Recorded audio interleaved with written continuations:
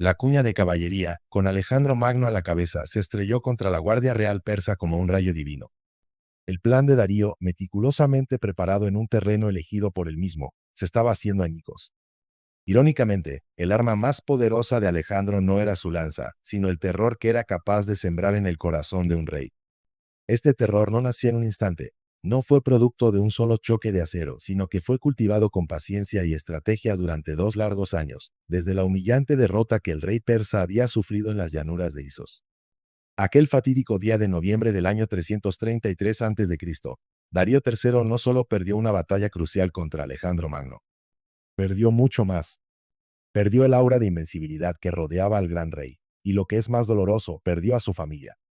Su esposa, su madre y sus 2 hijas, las princesas Estatira y Tripetis, fueron capturadas, convirtiéndose en los trofeos vivientes de la victoria de Alejandro.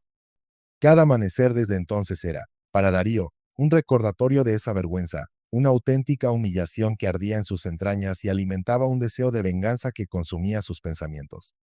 La noticia de la captura de su familia resonó por todo el imperio como un trueno, una señal inequívoca de que los cimientos del poder persa se tambaleaban.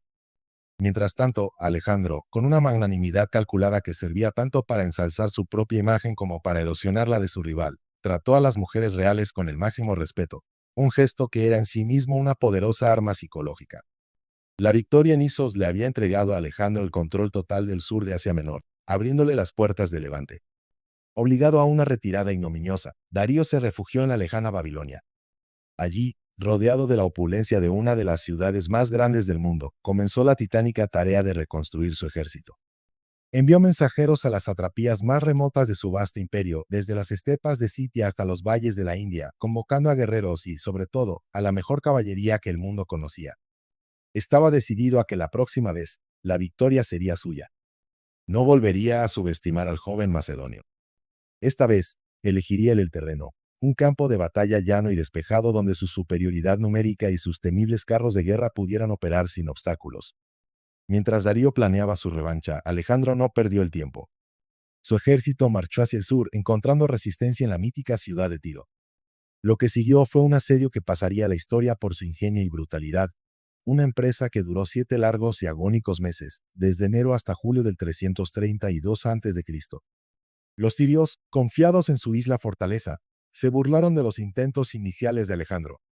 Pero el rey macedonio, con una determinación sobrehumana, ordenó la construcción de un espigón a través del mar, una obra de ingeniería colosal que finalmente conectó la isla con el continente. La caída de Tiro fue terrible, un mensaje sangriento para todos aquellos que osaran desafiar su voluntad. La victoria le otorgó el control total del levante mediterráneo, asegurando su retaguardia y sus líneas de suministro. El camino hacia Egipto estaba despejado.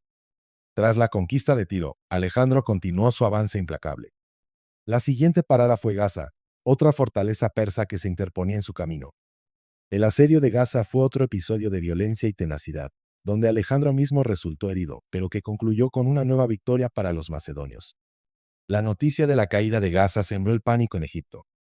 El sátrapa persa que gobernaba la tierra de los faraones, un hombre llamado Maceo, comprendió que cualquier resistencia era inútil. Cuando Alejandro llegó a las fronteras de Egipto, Maceo se rindió pacíficamente, entregando el país y sus tesoros sin derramar una sola gota de sangre. La estancia de Alejandro en Egipto fue un punto de inflexión no solo militar, sino también personal. Allí, en la desembocadura del Nilo, fundó la que se convertiría en la ciudad más grande y cosmopolita del mundo antiguo, Alejandría. Pero su acto más significativo fue su peregrinación al remoto oráculo de Siwa, en el corazón del desierto. Los sacerdotes del templo, ya fuera por convicción o por una astuta diplomacia, lo declararon hijo del mismísimo Zeusamón. Esta proclamación divina fortaleció su leyenda y legitimó su gobierno ante sus nuevos súbditos egipcios y, quizás lo más importante, ante sus propios soldados, que veían en su líder a un ser tocado por los dioses. Con Egipto pacificado y su estatus divino confirmado, Alejandro regresó a Tiro en la primavera del 331 a.C., listo para la confrontación final con Darío. El escenario para el acto final del drama estaba preparado. Durante la primavera y el comienzo del verano, el ejército macedonio se reagrupó y se preparó para la larga marcha hacia el corazón del imperio persa. Finalmente, a finales de julio y principios de agosto de ese mismo año, se pusieron en marcha dirigiéndose a Tapsaco, un punto de cruce estratégico sobre el gran río Éufrates. Darío, Anticipando este movimiento, había enviado a su general Maceo, el mismo que le había entregado Egipto, con una fuerza de 3.000 jinetes para proteger el vado. El plan persa era simple: hostigar al ejército de Alejandro mientras cruzaba el río, infligir bajas y retrasar su avance. Sin embargo, los fantasmas de batallas pasadas y la reputación aterradora de Alejandro pesaban demasiado en la moral persa. Según nos cuenta el historiador Arriano, cuando la vanguardia del ejército macedonio apareció en el horizonte, con el sol reflejándose en miles de puntas de lanza, Maceo y sus hombres fueron presa del pánico. Sin siquiera intentar plantar cara, la caballería persa dio media vuelta y huyó en desbandada, dejando el cruce del Éufrates completamente desprotegido. Alejandro y su ejército cruzaron el poderoso río sin oposición alguna, un presagio de lo que estaba por venir. Una vez al otro lado del Éufrates, la lógica militar dictaba tomar la ruta más corta y directa hacia Babilonia, el centro neurálgico donde Darío estaba reuniendo su ejército. Sin embargo, Alejandro tomó una decisión que desconcertó a muchos de sus propios generales. En lugar de marchar hacia el sureste, a través del calor abrasador del desierto mesopotámico, ordenó a su ejército que se dirigiera hacia el norte. Esta ruta era más larga, pero ofrecía dos ventajas cruciales que demostraban el genio estratégico del rey. Primero, seguía el curso del río y se acercaba a las estribaciones de las montañas de Armenia, lo que facilitaba enormemente la búsqueda de forraje y suministros para su vasto ejército. Segundo, evitaba el calor extremo y sofocante de la ruta directa, un calor que habría diezmado a sus tropas y animales mucho antes de que vieran a un solo soldado persa. Mientras marchaban, la inmensidad del Éufrates y las siluetas de las montañas armenias quedaban siempre a su izquierda, una brújula natural en su camino hacia el destino. La marcha fue ardua pero metódica. Los exploradores macedonios, siempre vigilantes, lograron capturar algunos exploradores persas que habían sido enviados para seguir sus movimientos. Sometidos a interrogatorio, los prisioneros revelaron una información vital: Darío no planeaba defender Babilonia. En cambio, había movido a su colosal ejército más allá del río Tigris, con la intención de usar ese segundo gran río como una barrera defensiva natural para impedir el cruce de Alejandro. Con esta nueva información, Alejandro ajustó su rumbo y se dirigió hacia el este en busca del Tigris. Cuando finalmente llegaron a sus orillas, se encontraron con una escena inesperada. El río estaba indefenso. La corriente era increíblemente fuerte y el agua profunda, lo que hacía que el cruce fuera una operación extremadamente peligrosa por sí misma. De hecho, historiadores como Diodoro sugieren que Maceo, a quien probablemente se le había encomendado también esta defensa, consideró que el río era intransitable y no se molestó en defenderlo. Los persas, en su arrogancia o negligencia, confiaban en que la propia naturaleza haría el trabajo por ellos. Además, tanto Diodoro como Curcio Rufo nos cuentan que, como medida de precaución adicional, Maceo había ordenado implementar una estrategia de tierra quemada, incendiando los campos y las aldeas por donde el ejército de Alejandro tendría que pasar para dificultar su abastecimiento. Pero subestimaron, una vez más, la voluntad de su adversario. Alejandro ordenó a sus hombres que cruzaran. La operación fue caótica y llena de dificultades, con hombres y caballos luchando contra la poderosa corriente, pero finalmente, con una mezcla de disciplina y pura fuerza de voluntad, todo el ejército macedonio logró llegar a la orilla oriental. Justo después de que las últimas tropas macedonias hubieran asegurado la orilla oriental del Tigris, una vez que el esfuerzo y la tensión del cruce habían dado paso a un agotamiento colectivo, la noche trajo consigo un espectáculo celestial que silenció el campamento. La luna llena, que iluminaba el paisaje mesopotámico, comenzó a oscurecerse. Un eclipse lunar estaba en progreso, tiñendo el disco plateado de un inquietante color rojo sangre. Entre los soldados, supersticiosos como eran los hombres de la antigüedad, se extendió un murmullo de temor. Un presagio así podía interpretarse de muchas maneras y la mayoría apuntaban a la desgracia. Alejandro, sin embargo, entendía el poder de los símbolos. Convocó a sus adivinos, quienes, convenientemente, interpretaron el eclipse como un signo favorable. El sol, símbolo de Macedonia, devoraría a la luna, símbolo de Persia. Según los cálculos astronómicos modernos, este evento puede fecharse con asombrosa precisión en la noche del 1 de octubre del año 331 a.C. Con la moral de sus tropas restaurada gracias a una interpretación favorable del presagio, Alejandro ordenó reanudar la marcha. Se dirigieron hacia el sur, siguiendo la orilla oriental del Tigris, adentrándose cada vez más en el corazón del territorio enemigo. Tras 4 días de marcha cautelosa a través de un paisaje que había sido deliberadamente devastado por las tácticas de tierra quemada de Maceo, los exploradores de Alejandro regresaron al campamento con noticias urgentes. Habían avistado a la caballería persa. No se trataba del ejército principal, sino de un destacamento de reconocimiento que, según sus estimaciones, no superaba a los 1000 hombres. Para cualquier otro general, la respuesta habría sido enviar una fuerza equivalente para enfrentarlos. Pero Alejandro no era cualquier general. Vio una oportunidad no solo para obtener información, sino para asestar otro golpe psicológico a su adversario. Sin esperar al grueso de su ejército, que marchaba más lento, Alejandro tomó a su fuerza de caballería de élite y se lanzó al ataque personalmente. La caballería persa, que esperaba simplemente observar y retirarse, se vio sorprendida por la velocidad y la ferocidad del asalto. Al ver el ímpetu del propio rey griego liderando la carga, una figura ya legendaria y temida, el pánico se apoderó de ellos una vez más. La formación persa se rompió casi al instante. La mayoría logró escapar gracias a la velocidad de sus caballos, pero algunos fueron alcanzados, derribados y hechos prisioneros. Estos cautivos, aterrorizados y derrotados, confirmaron lo que Alejandro sospechaba. Darío y su gran ejército no estaban lejos. De hecho, se encontraban acampados muy cerca, en una vasta llanura junto a un pequeño pueblo llamado Gaugamela, listos para la batalla que decidiría el destino de Asia. La llanura de Gaugamela era un mar de hombres y caballos. Darío había pasado meses reuniendo el ejército más formidable que el imperio persa podía ofrecer.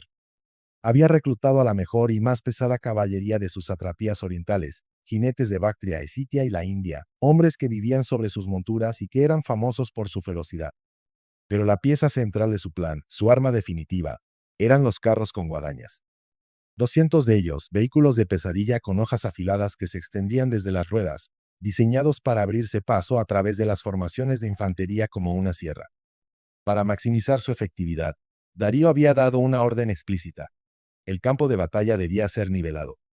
Durante semanas, miles de trabajadores habían arrancado arbustos, rellenado zanjas y quitado cualquier obstáculo que pudiera desviar o detener la carga de sus carros. Además, como una muestra de la diversidad de su imperio, contaba con el apoyo de 15 elefantes de guerra indios, bestias imponentes que se esperaba que sembraran el terror entre las filas macedonias.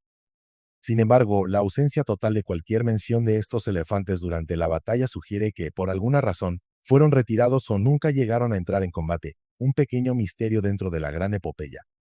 Cuando el ejército de Alejandro llegó y contempló la inmensidad de la fuerza persa desplegada ante ellos, incluso los veteranos más curtidos sintieron un nudo en el estómago. La batalla, esta vez, se libraría en los términos de Darío. La batalla comenzó con los persas ya presentes y formados en el campo de batalla, una ventaja psicológica que Darío quería explotar. Alejandro, tras dar a sus hombres una noche de descanso, avanzó al amanecer.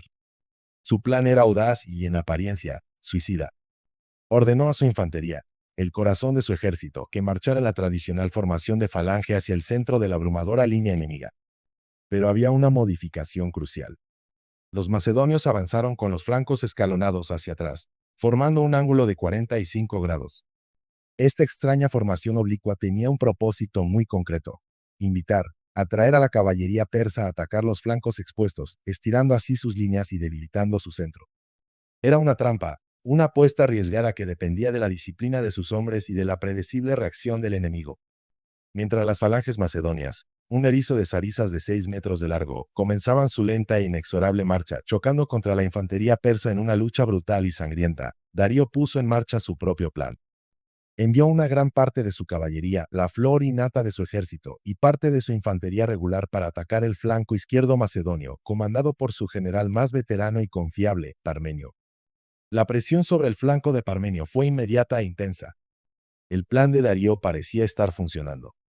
Fue en este momento crítico, con el centro trabado en una lucha encarnizada y su flanco izquierdo bajo una presión abrumadora, cuando Alejandro ejecutó la maniobra que ha sido estudiada y admirada por los estrategas militares durante más de 2 milenios, una auténtica genialidad militar.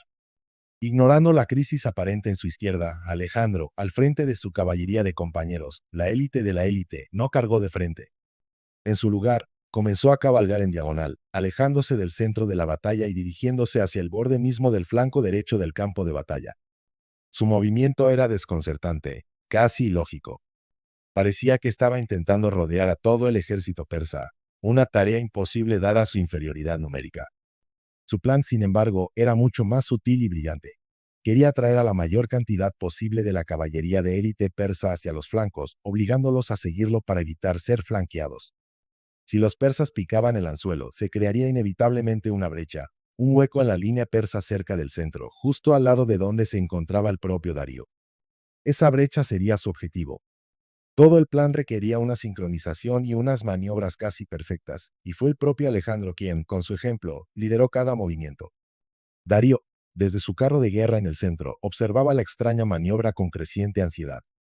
Él no quería atacar primero con su centro. Su plan era desgastar los flancos de Alejandro. Pero el movimiento de Alejandro lo estaba forzando, obligándolo a reaccionar. Si no enviaba su caballería para detener a Alejandro, el rey macedonio acabaría por rodear todo su flanco. Al final, el flanco de Darío fue forzado a la acción y atacó. La trampa de Alejandro había funcionado. Al ver que su caballería se separaba de su línea principal para perseguir a Alejandro, Darío sintió que era el momento de lanzar su golpe de gracia. Desató a sus carros con guadañas, ordenándoles que cargaran contra el cuerpo principal de las fuerzas macedonias, y específicamente contra la caballería personal de Alejandro. El estruendo de 200 ruedas y el brillo de cientos de cuchillas giratorias llenaron el aire. Era una visión aterradora. Sin embargo, Alejandro había preparado a sus hombres para esto. Frente a su caballería de compañeros, había desplegado a los agrianos, su infantería ligera de élite. Cuando los carros se abalanzaron sobre ellos, fueron recibidos por una lluvia de jabalinas que derribó a conductores y caballos, sembrando el caos en sus filas. A pesar de todo, algunos carros lograron atravesar el aluvión de proyectiles y llegaron hasta las líneas principales macedonias. Pero aquí se encontraron con la segunda parte del plan de Alejandro. Los soldados de la falange, al oír la orden, no intentaron detener a los carros. En su lugar, abrieron sus filas, creando callejones perfectamente sincronizados por los que los carros pasaban sin causar apenas daño. Una vez que habían pasado y perdido su impulso, los carros quedaron atrapados detrás de las líneas. Fue entonces cuando los hipaspistas, la infantería de élite macedonia, se abalanzaron sobre los vehículos inmovilizados desde los lados y la retaguardia, acabando con sus conductores y neutralizando la que se suponía que era el arma definitiva de Darío. Mientras la atención de gran parte del ejército persa estaba fijada en la fallida carga de los carros y en el ataque a los flancos, Alejandro continuaba con su metódica y arriesgada maniobra. A medida que los persas avanzaban más y más hacia los flancos griegos para perseguirlo, estirando su línea hasta el límite, Alejandro se infiltraba lentamente en su retaguardia, abriendo un ángulo cada vez mayor. Advirtió a su caballería personal, preparándolos para el momento decisivo que había estado construyendo con tanta paciencia. El hueco que había previsto finalmente apareció. Era una brecha en la línea persa, justo entre el flanco izquierdo persa que se había lanzado en la persecución y el centro, donde Darío observaba la batalla. En ese instante, Alejandro dio la orden. Su caballería giró bruscamente, como un solo hombre, y se formó en una gigantesca y letal formación de cuña, con el mismo, como siempre, en la de la lanza. La infantería persa en el centro, mientras tanto, seguía completamente absorbida en su brutal combate frontal contra las falanges macedonias, una lucha de empuje y presión que les impedía reaccionar o darse la vuelta para contrarrestar la inminente carga de Alejandro. Estaban atrapados, ciegos a la tormenta que estaba a punto de desatarse sobre ellos. Finalmente, la gran cuña de caballería, liderada por un Alejandro cuya armadura brillaba bajo el sol de Mesopotamia, impactó con la fuerza de un cataclismo contra el debilitado centro persa. El choque fue de una violencia inaudita. La carga macedonia barrió a la guardia real de Darío y a los experimentados mercenarios griegos que constituían su última línea de defensa. De repente el caos y la muerte que Darío había contemplado desde la seguridad de su carro de guerra estaban a las puertas. El rey persa vio a través del polvo y la confusión la figura de Alejandro, cada vez más cerca, abriéndose paso a través de sus hombres más leales. Darío estaba en peligro inminente de ser alcanzado o capturado por el propio Alejandro, el hombre que había humillado a su imperio y a su familia. En ese momento, la voluntad del gran rey se quebró. El miedo, un sentimiento que había estado royendo su alma desde Isos, finalmente lo consumió. Entró en pánico. Sin pensar en su ejército, en su honor o en su imperio, dio la orden a su auriga de dar la vuelta y huyó del campo de batalla a toda velocidad, en una carrera despavorida por su vida. El efecto de la huida del rey fue instantáneo y devastador. Conforme las tropas persas más cercanas vieron el carro real batiéndose en retirada, y luego las más lejanas, se percataron de lo ocurrido. El líder que los había llevado a la batalla los había abandonado. La noticia se extendió como la pólvora, y lo que era una línea de batalla se convirtió en una masa de hombres aterrorizados. Las líneas se rompieron por completo y miles de soldados comenzaron a correr para salvar sus vidas, perseguidos implacablemente por los victoriosos griegos. La masacre fue inmensa. En este punto, Alejandro podría haber perseguido a Darío. Capturarlo habría significado el fin definitivo de la guerra. Sin embargo, en el fragor de su triunfo, recibió mensajes desesperados de su flanco izquierdo. El flanco de Parmenio, que había soportado la embestida principal de la caballería persa, estaba ahora al borde del colapso, aparentemente rodeado por la caballería del flanco derecho persa que, ajena a la huida de su rey, seguía luchando con ferocidad. Alejandro se enfrentó a una elección terrible: la gloria de capturar a Darío o el deber de salvar a sus hombres. Finalmente, con una decisión que demostraba su talla como comandante, se decantó por la primera opción, acudiendo a toda velocidad en ayuda de Parmenio y concluyendo así la batalla. La batalla de Gaugamela se convirtió en una auténtica humillación para los persas, una catástrofe de proporciones bíblicas. Se estima que perdieron unos 120.000 hombres, frente a menos de 1.000 por parte de los griegos. Con esta victoria, Alejandro tuvo vía libre para marchar sobre Babilonia y Susa, las grandes capitales del imperio que le abrieron sus puertas. No mucho tiempo después, Darío, un fugitivo en su propio imperio, sería traicionado y asesinado por sus propios sátrapas, que esperaban ganarse el favor del nuevo conquistador. Pero se equivocaron. Ahora, Asia tenía un único y nuevo soberano, un hombre cuya leyenda acababa de ser forjada en sangre y acero en las llanuras de Gaugamela: Alejandro Magno.